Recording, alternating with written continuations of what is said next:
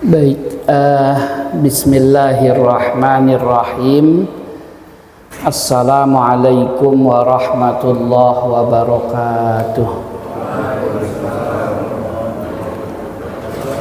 Alhamdulillah, wassalatu wassalamu ala rasulillah Muhammad ibn Abdillah wa ala alihi wa ashabihi wa manittaba'a hudahu wa walah.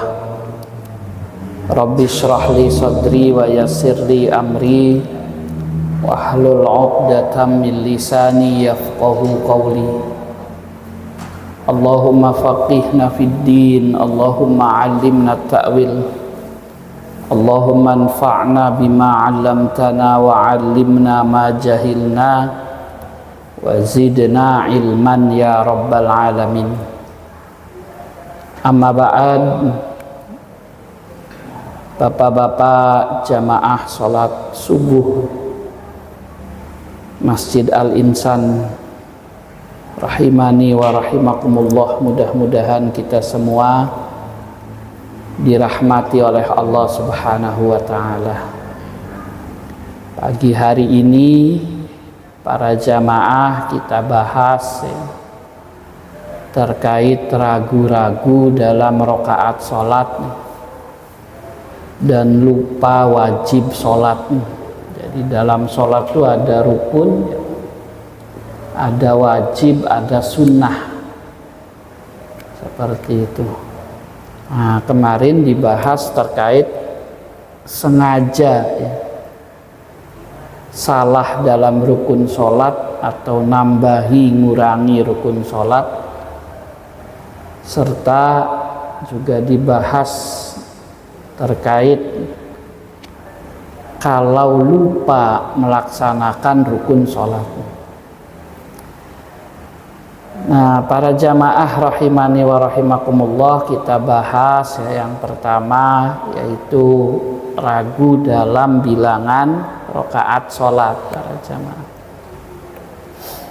Di sini para jamaah ada dua perbedaan pendapat para ulama, Pak, terkait kalau kita ragu-ragu dalam bilangan rakaat sholat. Yang pertama, mazhab Imam Abu Hanifah.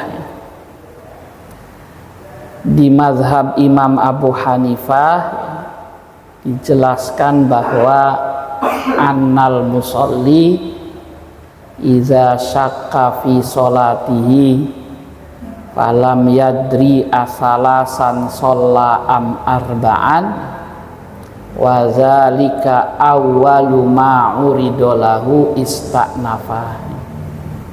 Jadi kalau seseorang ragu-ragu dalam sholatnya, nggak tahu tuh 3 atau 4, ya kalau yang lainnya 1 atau 2 atau 3, intinya bingung, bimbang, ragu-ragu. Dan itu terjadi pertama kali. Makna pertama kali itu ya di sholat itu pertama kali, Pak, seperti itu. Maka kata Imam Abu Hanifah, sholatnya dibatalin, diulang dari awal. Nah, alasannya apa para jamaah? Ini bicara mazhab Abu Hanifah dulu ya, Pak, sebelum bicara jumhur. Karena dalam sholat itu ada yang penting dan bukan bagian daripada rukun sholat, yaitu khusyuk, Pak. Seperti itu. Dalam hadis itu, wa innar rajul layan sorifa min sholatihi wa ma kutiba lahu illa ma khosha'a minha. Jadi seseorang selesai sholat itu, para jamaah, ini bukan sah dan tidak sah ya, Pak, tapi kata Rasul dicatat pahala sholat tersebut sesuai dengan kadar kekhusyuannya. Nah, ragu-ragu itu bukti tidak khusyuk. Ya, buktinya ragu-ragu. berarti dia tidak serius, tidak konsentrasi dalam sholatnya. Lagi banyak pikiran yang sifatnya di luar sholat, entah kerjaan, entah di rumah dimarahin istri ya Pak, seperti itu misalnya. Sehingga saya tuh sering cerita, kalau di rumah atau dimanapun lagi ada masalah, jangan jadi imam walaupun qori itu bacaannya bagus, lawannya ummi Pak. Ummi itu bacaannya berantakan, seperti itu. Walaupun faqih itu ngerti fikih sholat, bukan orang awam. Kenapa? Berpotensi sujud sahwi, seperti itu. Sebab pikirannya lagi kemana-mana, banyak masalah. Nah, di mazhab Imam Abu Hanifah, ya toh baru sekali ini, daripada sholat yang pertama nggak khusyuk, batalin saja. Pendapat pembatalan sholat dalam mazhab Abu Hanifah itu bersumber dari fatwanya Ibnu Umar dalam hadis riwayat Imam Ibnu Abi Saibah. Jadi Ibnu Umar pernah berfatwa, sahabat mulia, ulamanya para sahabat, putranya Umar bin Khattab, pernah berkata ya, terkait orang yang bingung, bimbang, nggak tahu berapa rakaat dia, 3 atau 4. Kata Ibnu Umar, yu'idu hatta yahfaz, baiknya diulangi biar nanti kalau kedua kalinya lebih konsentrasi lagi. Jadi itu bentuk pertaubatan. Ya Allah, kok sholat sampai ragu rakaat. Jadi yang kedua, sudahlah, saya mau konsentrasi, fokus sholatnya. Itu fatwanya Ibnu Umar, dipakai di mazhab Imam Abu Hanifah. Nah, para jamaah rahimani wa rahimakumullah, ya.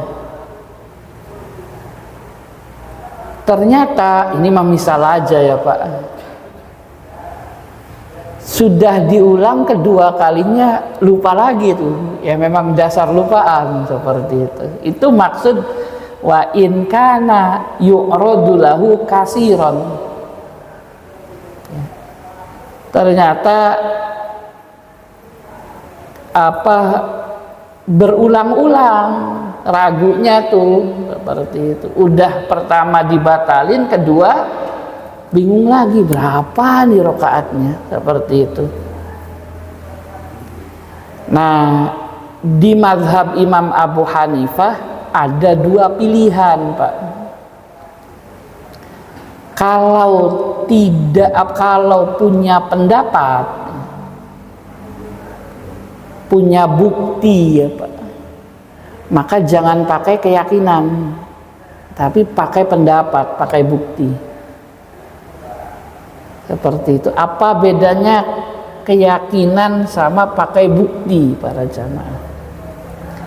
Kalau pakai keyakinan tuh dia nggak punya bukti Pak, seperti itu, sehingga pakainya yang diyakini. Ini hadisnya ada 2, saya jelasin ya para jamaah. 1 riwayat Bukhari Muslim ya Pak, dari Abdullah bin Mas'ud. Yang kedua riwayat Imam Muslim dari Abu Sa'id Al-Khudri.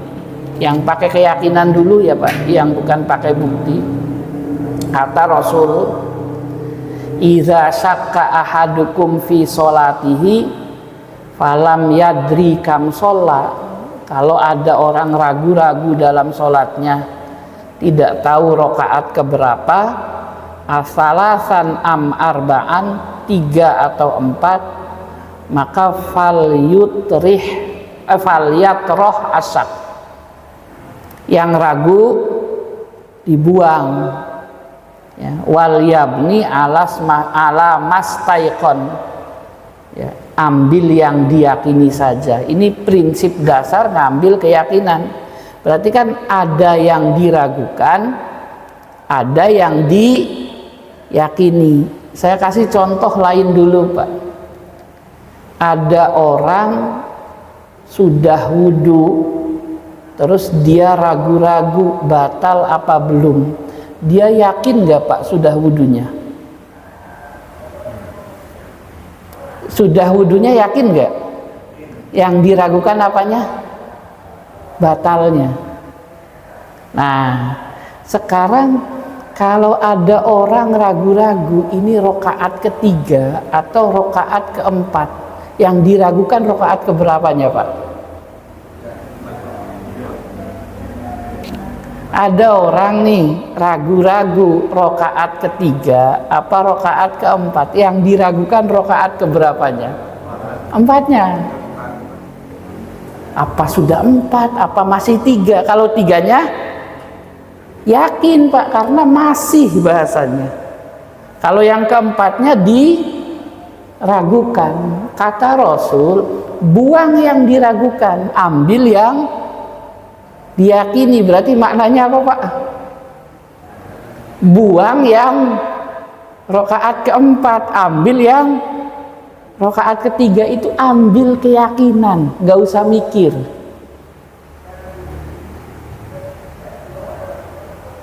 Nggak usah mikir. Tiga atau empat? Tiga.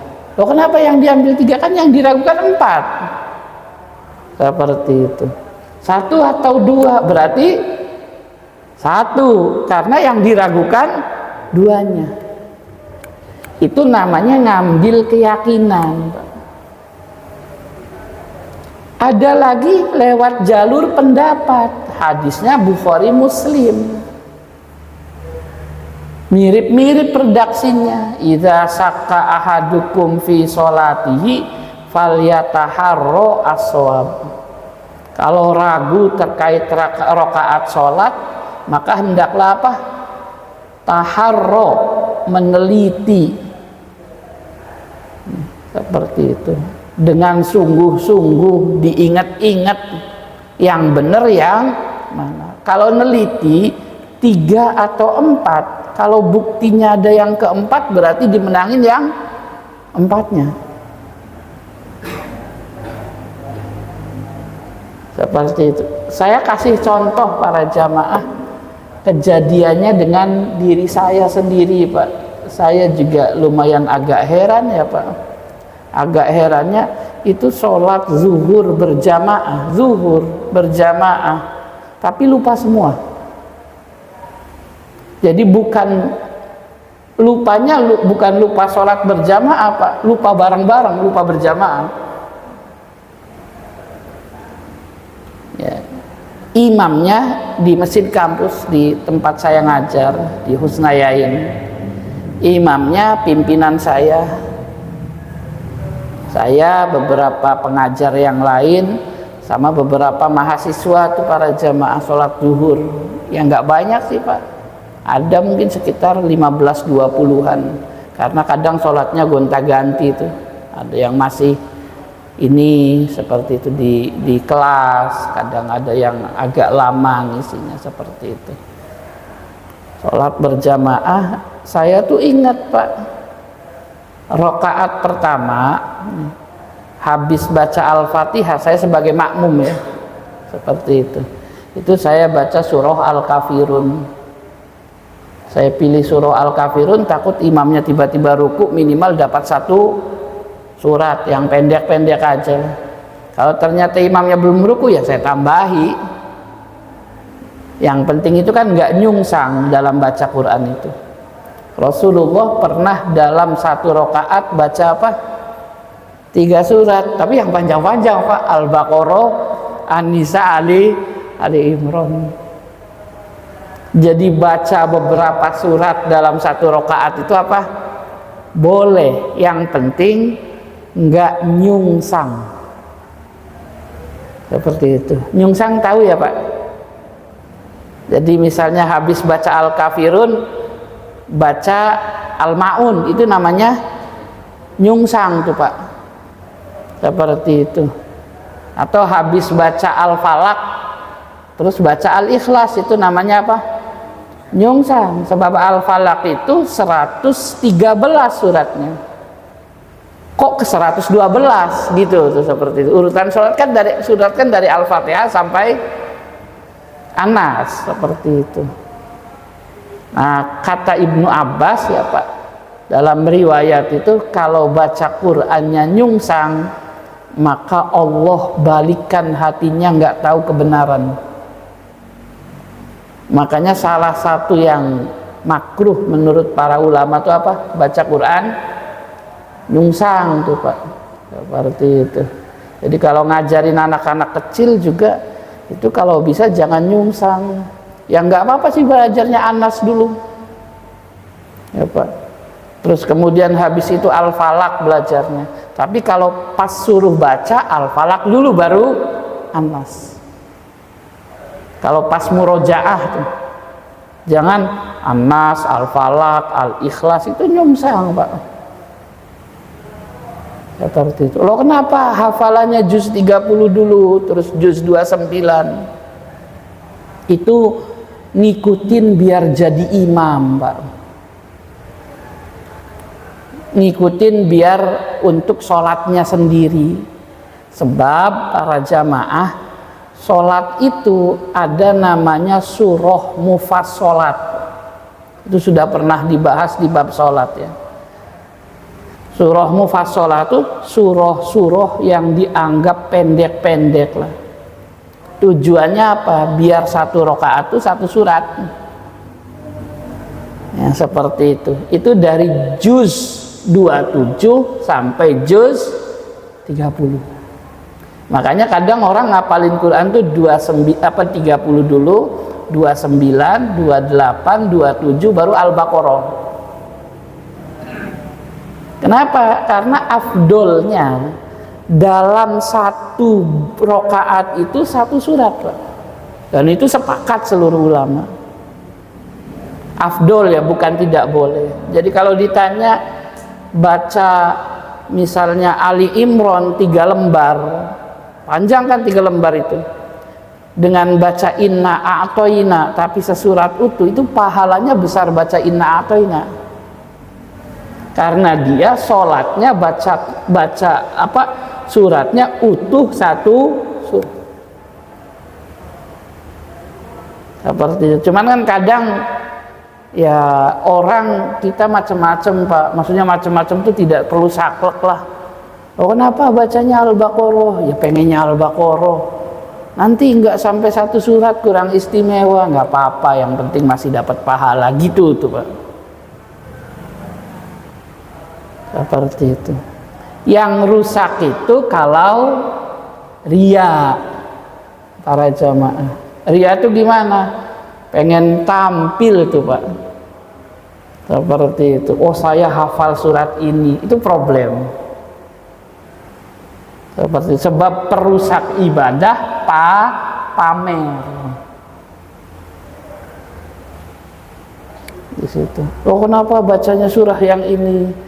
Takut kalau Al-Ikhlas terus jamaahnya bosen. Padahal nggak boleh bosen sama Quran ya Pak, seperti itu. Tapi akan biar bervariasi, seperti itu. Nah itu. Jadi kembali lagi ya. Nanti dibagi 3 tuh, ada tiwalul mufassal, ada awsatul mufassal, ada kisorul mufassal. Ada yang panjang suratnya, klasifikasinya ya Pak, itu untuk sholat subuh dan sholat duhur. Ada yang sedang, itu untuk sholat asar dan sholat isya. Ada yang pendek banget, itu untuk sholat maghrib. Seperti itu. Baik.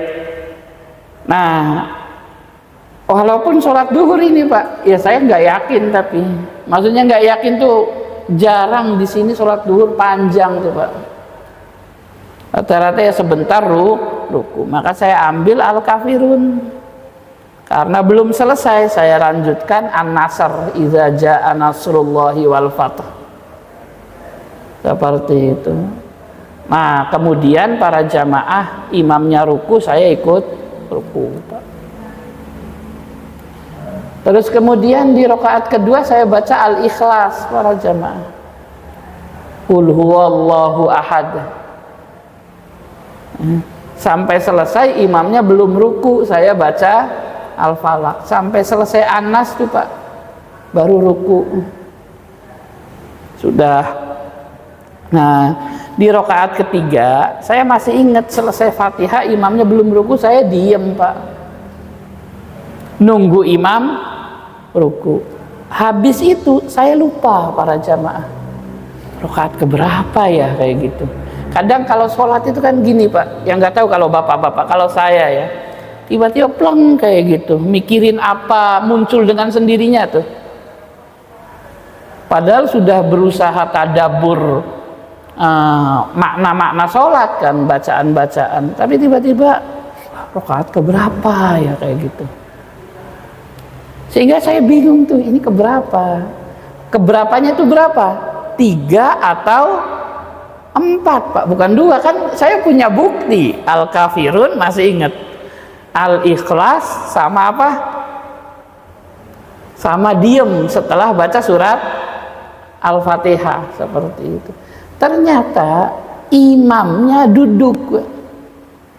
Berarti pikiran saya lewat bukti saya, lewat pendapat saya, ini rakaat keberapa?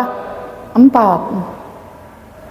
Karena saya sudah melewati 3 rakaat para jamaah. Seperti itu. Berarti tinggal rakaat keberapa? Yang keempatnya. Yang diragukan yang keempatnya. Tapi yakin, oh imamnya duduk kok. Berarti tasyahud akhir tuh. Ya udah saya ikut. Ternyata apa yang terjadi pada jamaah?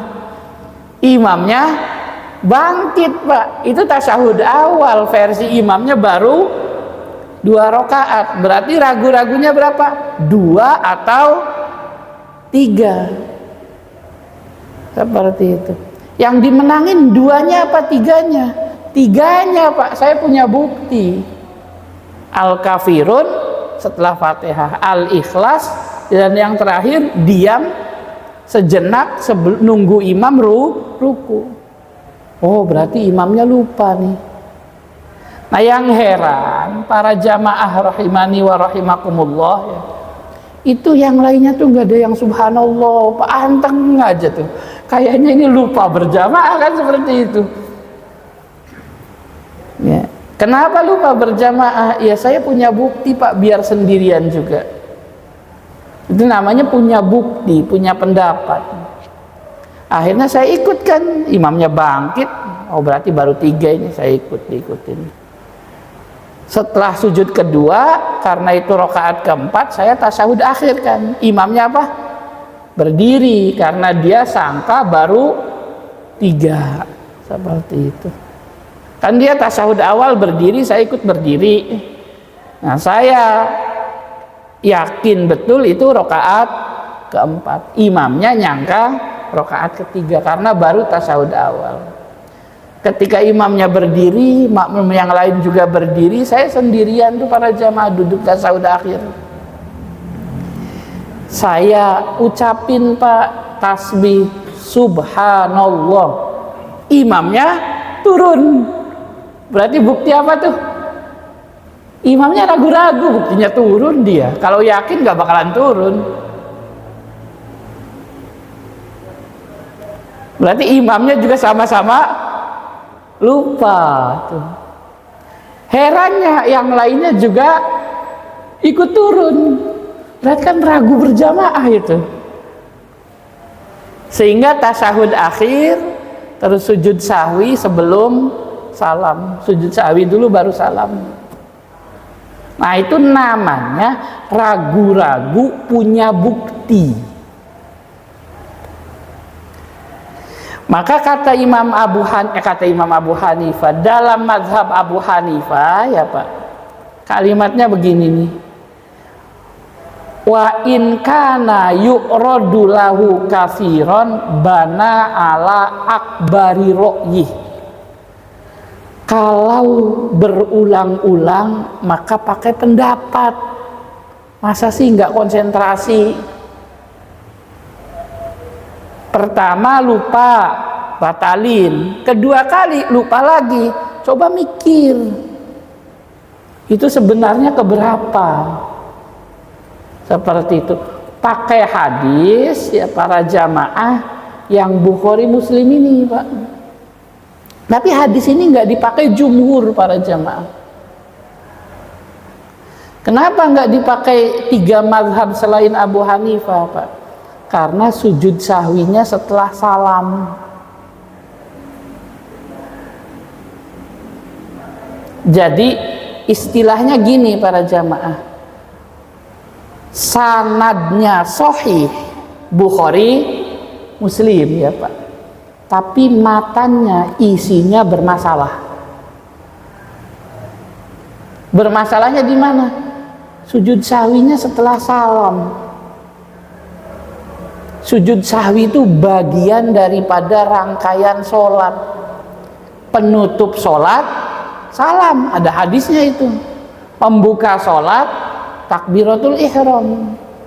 Saya kasih ini ya Pak, pendekatan Pak. Kalau kita sudah salam, assalamualaikum warahmatullah, assalamualaikum warahmatullah, terus buang angin, batal nggak sholatnya Pak? Kenapa? Udah selesai sholatnya, betul nggak? Kalau assalamualaikum warahmatullah, assalamualaikum warahmatullah, terus pergi, batal nggak sholatnya? Enggak, udah selesai. Mau duduk, mau ngapain boleh, karena sholatnya sudah selesai. Kalau ditanya kok nggak istighfar, ya itu afdolnya. Seperti itu. Istimewanya zikir dulu minimal sampai Allahumma antas salam. Istimewanya Pak. Tapi kalau habis sholat terus buru-buru, ya nggak apa-apa. Tidak bisa ulang sholatnya karena baru selesai salam langsung pergi, udah selesai. Berarti maknanya apa? Tidak ada rangkaian gerakan atau bacaan sholat setelah salam, udah selesai. Nah ini masih ada apa? Sujud sahwi. Jadi sujud apaan? Gitu tuh. Nah, hadis-hadis model begini tuh Pak, ini aja ya, apalah istilahnya, sharing atau apa ya, dalam ilmu hadis itu Pak, hadis itu bermasalah tidak hanya kadang di matan, di sanadnya, tapi juga kadang di matannya, sehingga ditolak. Walaupun sanadnya sahih, ini hadis sahih ini, tapi ternyata tidak bisa diamalkan gara-gara apa? Matannya bermasalah. Saya kasih contoh 2 ya Pak. Contohnya, 1, ada hadis sahih yang bunyinya gini, innal mayyit la yu'adzabu bibukai ahli. Itu sahih hadisnya. Mayit itu disiksa, diazab sebab keluarganya nangis. Jadi kalau ada orang meninggal, keluarganya nangis ya Pak, maka mayitnya dia apa? Disiksa. Itu aneh nggak Pak? Kata para ulama aneh Pak, kata saya juga aneh. Kenapa anehnya? Nunjukin Allah kurang adil, dan itu mustahil. Nanti mayitnya protes para jamaah, ya Allah yang nangis kan keluarga saya, kenapa yang digebukin saya?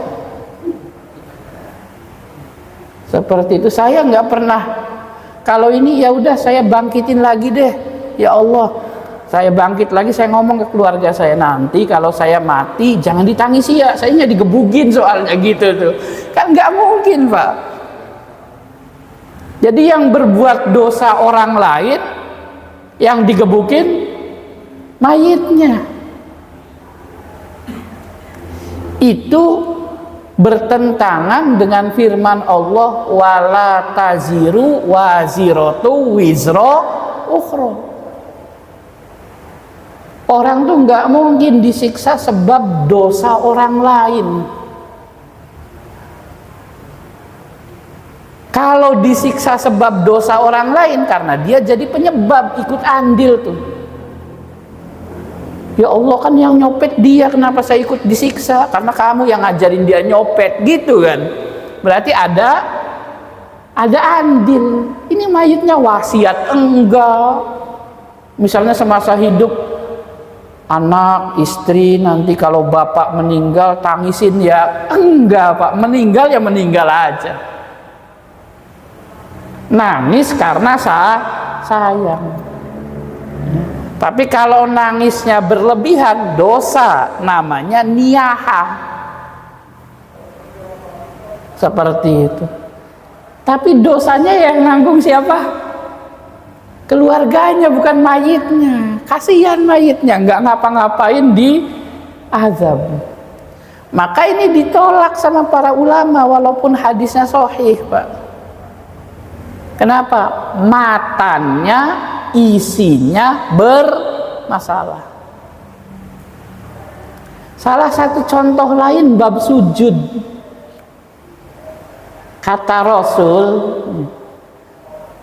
kalau sujud jangan kayak turunnya onta. Betul?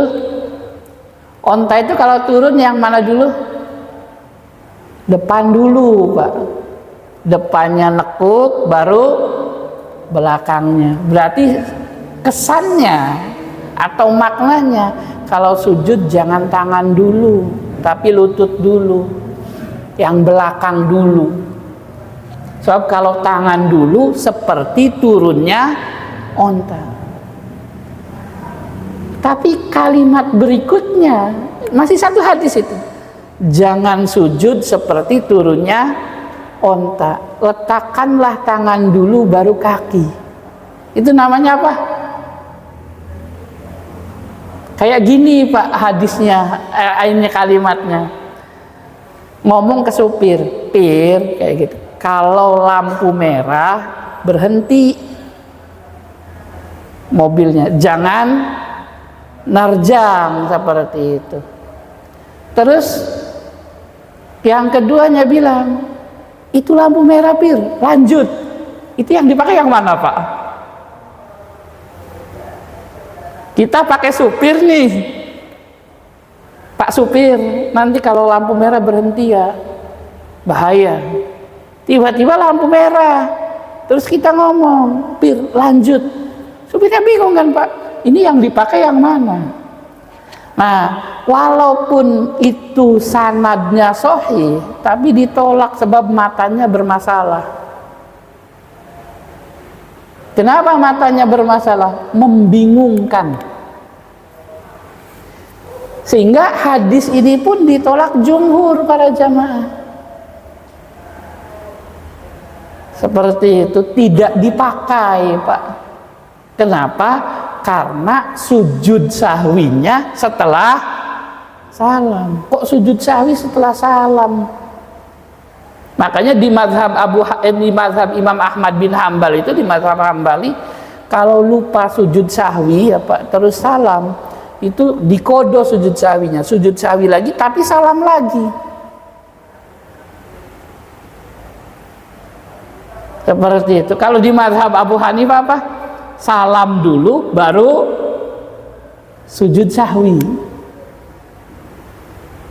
Seperti itu. Makanya di mazhab Abu Hanifah yang dibangun bukan keyakinan dulu tapi pendapat. Fal yataharro as shawab. Coba teliti dulu, ingat-ingat itu 3 atau 4. Kalau ada bukti-bukti dikit saja, walaupun agak meragukan, ya pakai yang ada buktinya. Kalau buktinya menunjukkan 4, berarti rakaat keempat. Kalau buktinya menunjukkan 3, berarti rakaat ketiga. Jangan pakai keyakinan.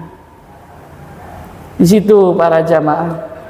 Nah, terus para jamaah, kalimat berikutnya, wa illam yakun lahu ra'yun. Ternyata udah dipikir-pikir, bingung 3 atau 4, seperti itu.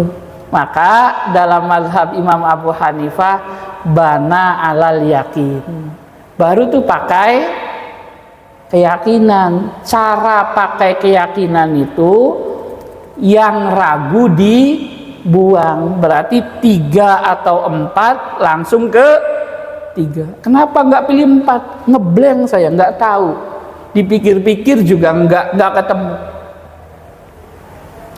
Sehingga cara mazhab Abu Hanifah ketika ragu dalam sholat tuh begini Pak, kalau pertama kali batalin, kalau kedua kali coba dia pikir-pikir ada enggak nih buktinya.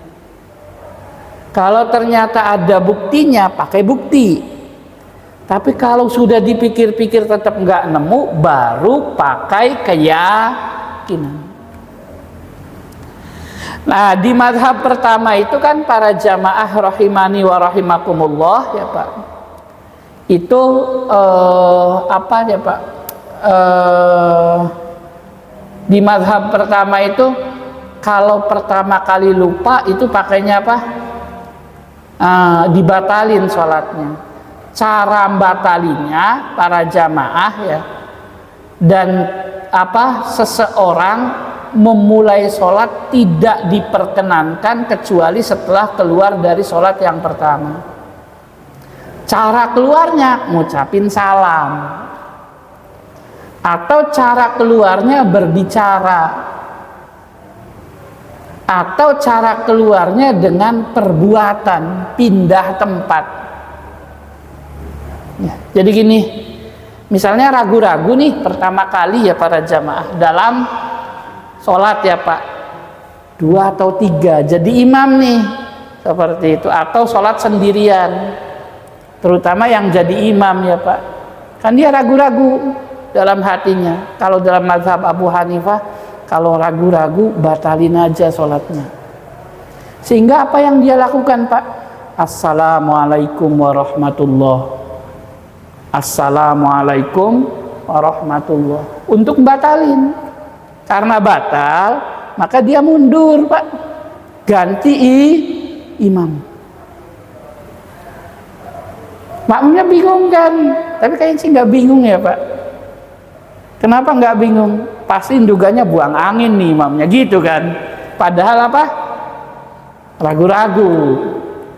Baru kemudian setelah batal dia masuk lagi jadi makmum. Allahu Akbar. Makmumnya bingung juga tuh. Loh, kok nggak wudhu? Nah itu pertama. Atau cara yang kedua para jamaah ya, dengan cara nggak salam sih, tapi nengok ke belakang. Pak, saya ragu-ragu batal nih, kayak gitu. Bapak juga kan bingung, nggak tahu kalau saya ragu-ragu. Jadi maju ya, saya mau pindah. Itu lewat jalur obrolan. Dan yang maju tuh tidak mesti harus yang di sini, Pak. Seperti itu. Jadi tugas imam tuh nyari imam yang layak lagi. Seperti ternyata ada di situ, ya tinggal dipanggil. Pak, maju, Bapak Fulan, gantiin saya. Nanti dia yang maju. Tidak harus yang di belakang imam. Kenapa? Karena dalam shaf itu tidak ada shaf istimewa.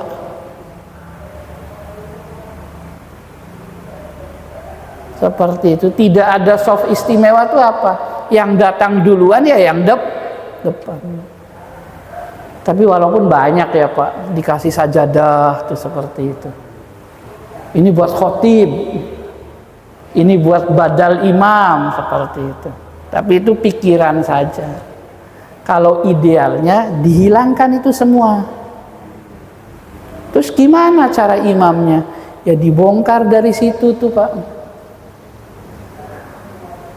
Sehingga imam masuk ke tempat imam tuh lewat jalur samping.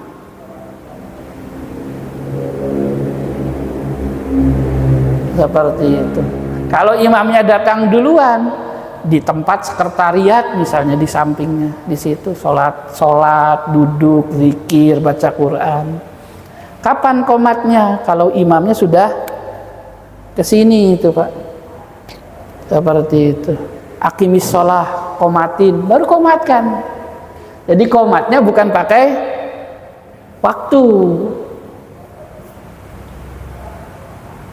Seperti itu.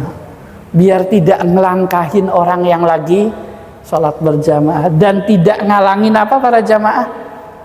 Tidak ngalangin orang untuk dapat pahala istimewa Pak. Sebab sholat di sini para jamaah di belakang imam pas Pak, dengan yang sampingnya itu pahalanya beda. Yang paling besar pahalanya tuh yang pas di belakang imam, baru nyamping tuh, baru baris kedua.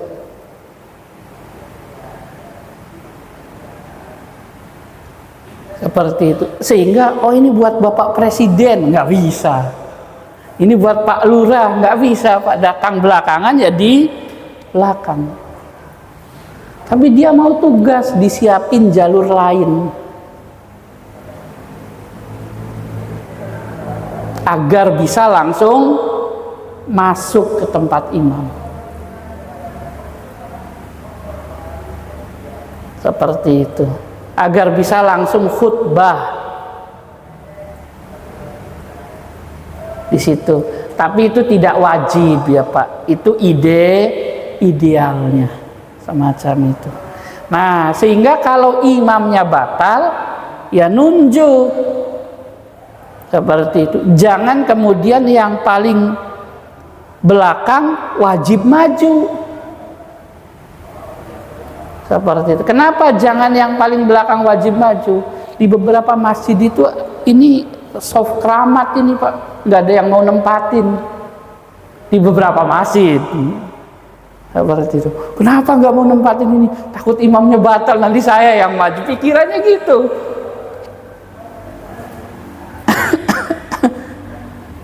Nah, disebut apa? Badal imam. Kenapa?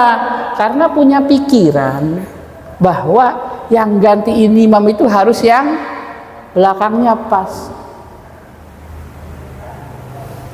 Padahal kewajiban imam ketika dia batal nunjuk yang paling layak. Makanya Rasul nunjuk siapa Pak? Abu Bakar. Seperti itu. Sehingga imam pengganti itu penunjukan imam yang batal tadi.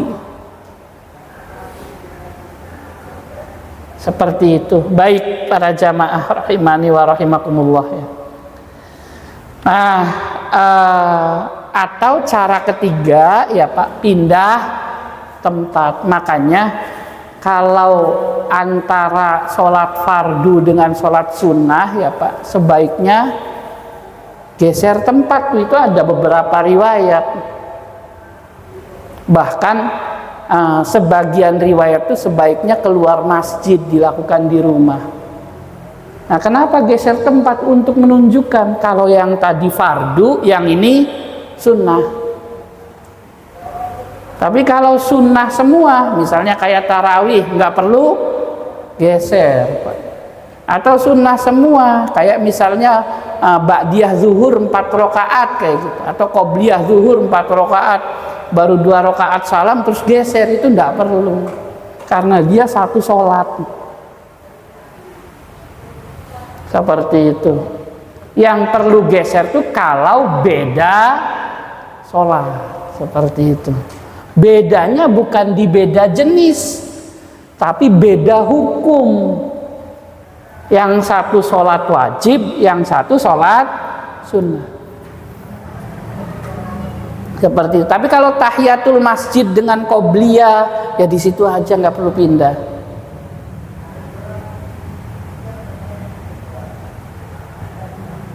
Seperti itu. Ya, makanya kemudian saya pernah tuh Pak, kan imam rawatibnya ada ya, buat yang ceramah dikasih sajadah tuh, seperti itu. Nah, kalau saya datang pertama ya Pak, ya bukan berarti kemudian ini saya sholat sunnahnya tidak di sajadah, Itu tadi udah disiapin, enggak, di sini aja. Nanti kalau pas sudah sholat fardu baru pindah. Sebab kalau dari awal di situ gesernya susah. Seperti itu. Akhirnya sholat sunnah di situ, sholat fardu di situ tuh para jamaah. Ya nggak apa-apa sih sebenarnya, tapi kurang istimewa. Dan dalam hidup ini kan fastabiqul khairat, lagi berdagang sama Allah biar dapat pahala banyak. Makanya cari amal yang ringan tapi pahalanya banyak, gitu kan Pak. Seperti itu. Baik. Nah, kalau di mazhab jumhur para jamaah rahimani wa rahimakumullah ya,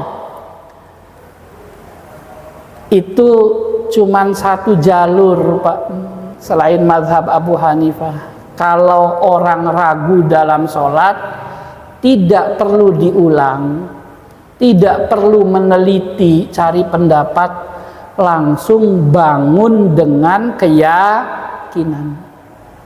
Berarti apa? Langsung ambil rokaat yang paling sedikit.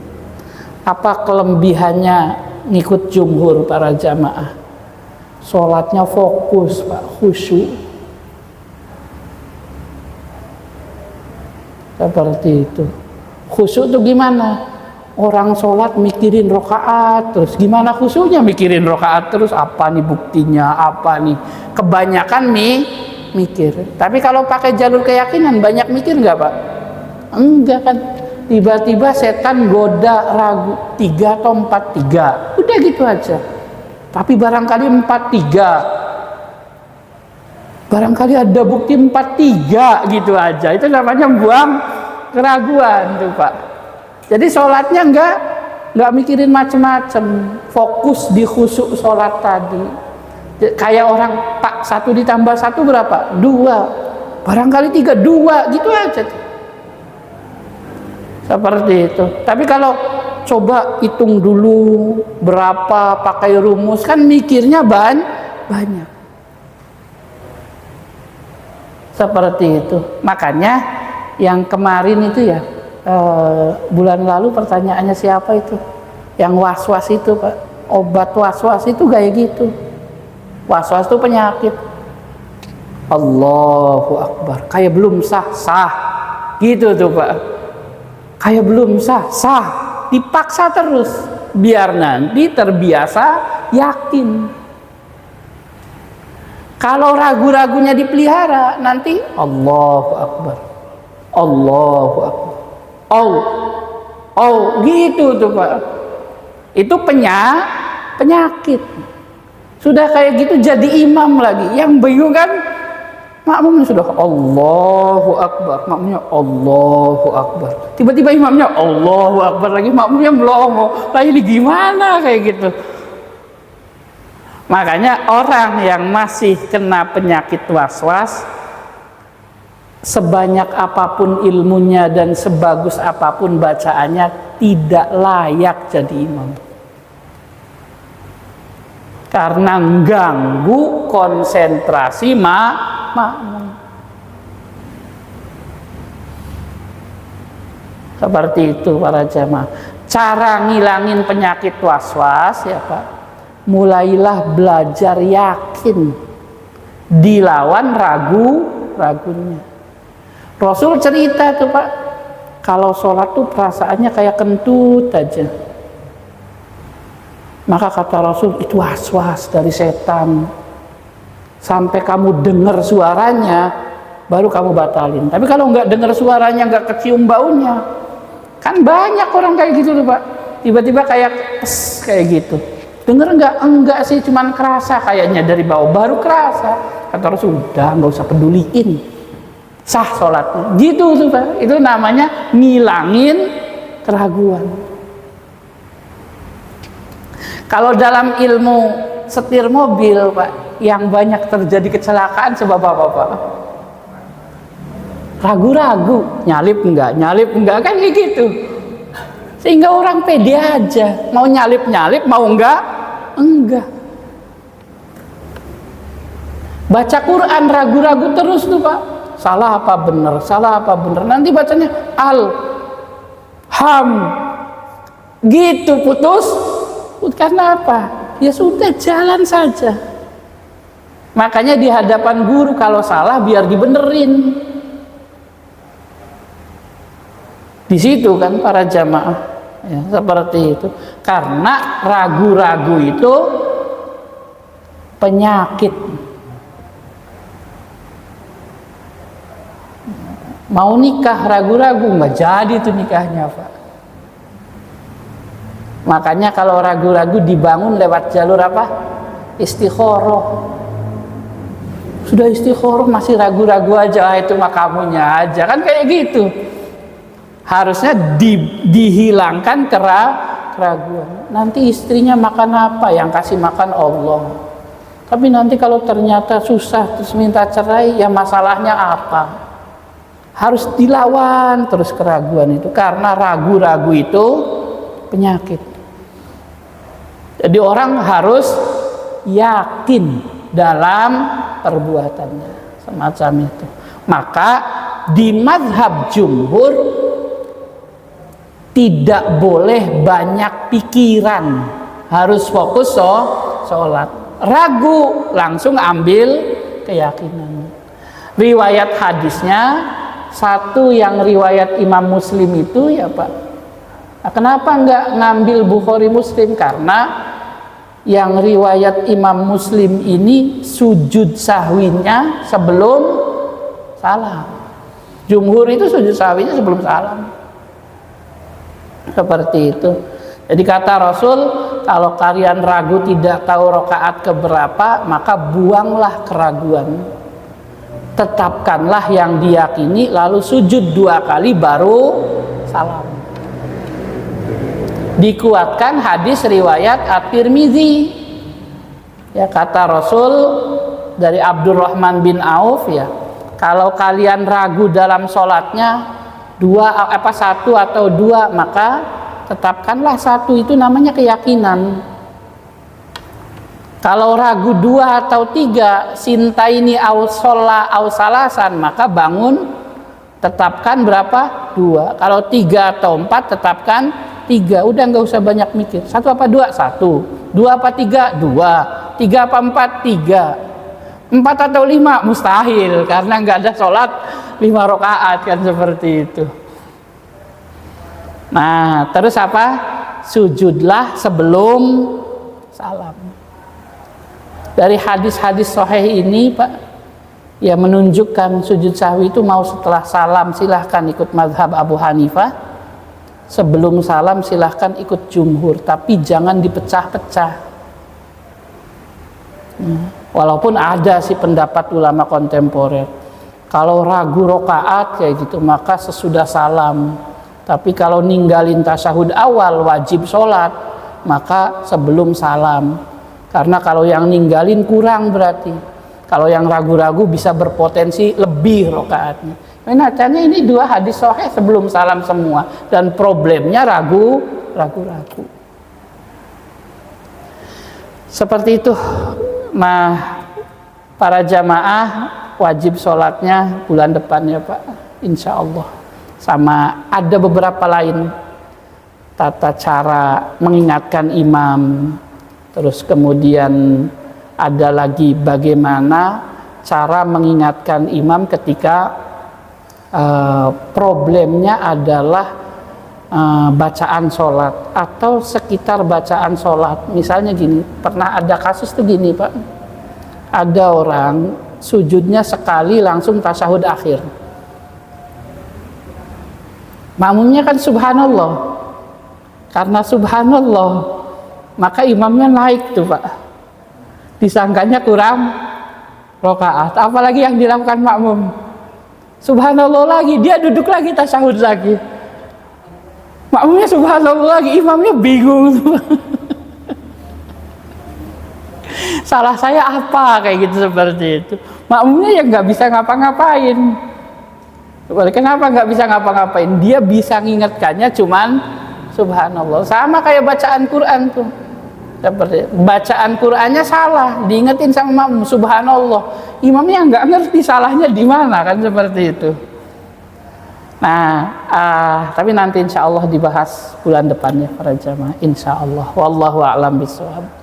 Silahkan Pak, barangkali satu pertanyaan kali ya ada. Sudah agak siangan. Yang tadi menggantikan imam tadi, yang saya pernah diajarkan dalam pengajian adalah dalam mata Imam Syafi'i nggak boleh melakukan amalan di luar amalan sholat yang banyak jumlahnya. Dan yang banyak itu didefinisikan 3 kali. Maka kalau orang itu misalnya imamnya ada di situ untuk menggantikan posisi imam yang di depan, berarti kemungkinan dia akan melangkah lebih daripada 3 kali. Baik. Nah, itu bagaimana mengkompromikan perkataan Imam Syafi'i dengan realitas nanti kalau Baik. dia menggantikan ada di sana tuh jauh. Baik. Para jamaah ya, jadi khusus di mazhab Imam Asy-Syafi'i ya Pak, sebenarnya secara umumnya adalah al-amal, apa tuh bahasa kitabnya tuh ya, saya lupa. Intinya sih gerakan yang kebangetan lah, seperti itu. Nah, nanti versi gerakan kebangetan di luar sholat tuh bisa ngelompat ya Pak, dari sholat. Termasuk khusus di mazhab Imam Asy-Syafi'i, gerakan kebangetan itu adalah bergerak 3 kali secara berturut-turut. Ada kata berturut-turutnya, seperti itu. Sehingga kalau misalnya ada saf yang longgar di depan, itu pun cara melangkahnya 1 kali diem dulu, 1 kali diem lagi. Jadi dijeda tuh, seperti itu, sampai ke tempat sholat, seperti itu. Karena mau tidak mau, kalau kemudian langsung melangkahnya itu lebih dari 3 langkahan. 1 kakinya 1 lagi naik lagi, gerak lagi, kakinya naik lagi, kan nggak mungkin dari sini ke situ langsung 1 kali lompatan, kecuali lompat. Nah, kalau lompat 4 mazhab itu Pak batal, seperti itu. Al-harokah al-fahisyah namanya, gerakan yang kebangetan, seperti itu. Nah, jadi salah satu pembatal sholat itu apa? Gerakan kebangetan. Versi mazhab Syafi'i itu adalah 3 kali gerakan berturut-turut. Walaupun gerakannya gerakan bukan kebangetan, bukan melompat ya.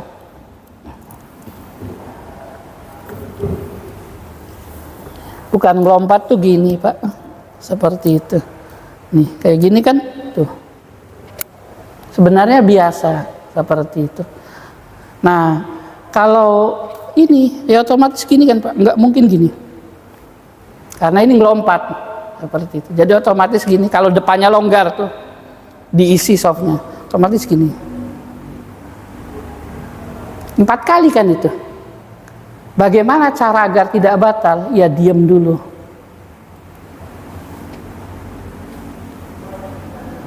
Itu yang dilakukan Abu Bakroh. Karena Abu Bakroh rukuknya di pintu masjid, di sini di riwayat Imam Muslim. Tapi gerakannya lanjut sholat lagi, maju lagi, lanjut sholat lagi, maju lagi, seperti itu. Tidak langsung maju ke depan Pak, seperti itu. Tapi di mazhab lain kayak gini boleh. Yang tidak boleh apa? Melompat, gitu. Sehingga beberapa saudara kita itu kalau depannya kosong ya biasa gitu, seperti itu. Maju. Kalau nyamping kan nggak terlalu banyak ya Pak, nyamping mah tinggal gini aja. Nanti nyamping lagi, sehingga ya maju juga sama sih. Dirapet-rapetin sampai belakang untuk ngerapetin soft yang longgar seperti itu. Karena salah satunya batal misalkan. Atau misalkan sutrohnya menghilang. Sutro itu bisa garis ya Pak. Bisa tombak. Seperti itu. Rasul itu pernah sutroh pakai ini garis tuh Pak, kayak sajadah seperti itu, sehingga tidak harus berupa yang ketinggian ini seperti itu. Apa fungsi sutroh? Dia sudah bebas dari dosa kalau ada orang yang lewat seperti itu ya. Nah jadi pada hakikatnya Ustaz, mau di belakang imam ataupun jauh tetap ada adab kalau ikut madhab Imam Asy-Syafi'i seperti itu. Berarti sholatnya jedanya lama dong kalau agak jauh, ya nggak apa-apa ditungguin seperti itu. Dan kalau dalam posisinya duduk boleh berdiri Pak. Itu namanya kebutuhan sholat. Atau kalau dalam posisi sujud tiba-tiba imamnya batal, buang angin misalnya, pas posisi sujud, maka nunjuk tuh imamnya, Pak saya batal, Bapak yang namanya ini maju ya. Sehingga dia dalam kondisi sujud pun bangkit, terus maju, terus sujud lagi. Yang nggak bisa kan sambil sujud merayap kayak gitu. Itu namanya hajatus sholah seperti itu, dan itu sah semacam itu. Nah, kenapa ditunjuk sama imam Pak? Sebab ada syarat dalam sholat berjamaah itu tidak sah kalau imamnya ummi. Ummi itu bacaannya bermasalah. Imam itu harus qori.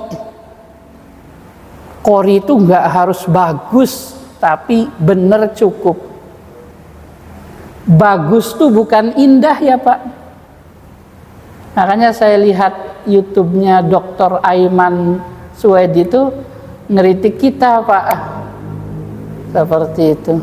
Karena fahamnya kita bahwa yang namanya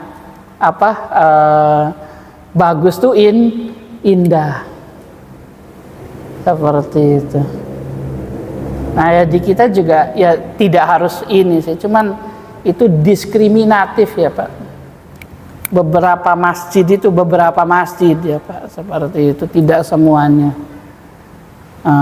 Membuka lowongan jadi imam satu suara indah kayak seperti itu tuh. Nanti yang nggak punya suara indah nggak diterima tuh Pak, seperti itu. Itu namanya diskriminatif, karena kalau suara itu ciptaan Allah, nggak bisa orang kemudian ya dasarnya fales ya fales saja seperti itu. Tapi tajwid bisa dibenahi. Nah itu tradisi kalau semacam itu. Tapi ummi itu tidak boleh jadi imam. Tapi ummi boleh sholat di belakang imam. Karena setiap orang berhak untuk mendapatkan pahala yang paling istimewa. Dan pahala terbaik bagi makmum itu adalah yang pas di belakang imam. Seperti itu, sehingga semakin jauh itu walaupun masih satu shaf itu istimewanya berkurang. Seperti itu, apalagi kehalang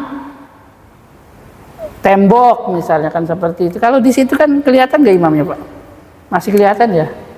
Tapi ada masjid tuh yang shafnya panjang banget. Jadi kalau walaupun shaf pertama di baris depan nggak tahu gerakan imam. Taunya ya dari sampingnya.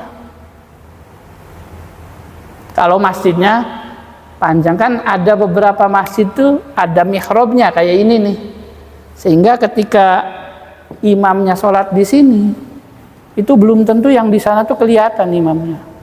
Sedangkan syarat makmum itu apa? Tahu gerakan imam, baik langsung ataupun lewat makmum yang lain. Seperti itu. Makanya kemudian makmum yang paling afdol itu apa? Yang paling dekat dengan imam. Siapa makmum yang paling dekat? Yang di belakangnya pas. Sehingga orang berebut tuh Pak untuk berada di belakang imam pas biar dapat pahala makmum istimewa. Ada yang boleh ngelarang nggak? Hukum asalnya melarangnya haram Pak. Seperti itu. Sebab dia ngelarang orang beribadah. Cuman kan ya mungkin makruh kali ya. Ada pendapat ulama yang makruh. Soalnya di kita jadi tradisi Pak. Sajadah buat khotib kan seperti itu. Sajadah buat penceramah. Itu nggak digeser tuh Pak. Kalau nggak jadi imam. Seperti itu. Sehingga tidak boleh ditempati orang lain. Kalau ditempatin orang lain sama ini apa? Sama JKF minggir ini buat yang ceramah kayak gitu, atau minggir ini buat badal imam. Seperti sehingga menghalangi orang untuk beribadah. Tapi memang di kitab Al-Asbah wan Nazoir karyanya Imam Suyuti itu ketika membikin kaidah al-isar fil ibadah itu ada yang haram, ada yang makruh. Seperti itu.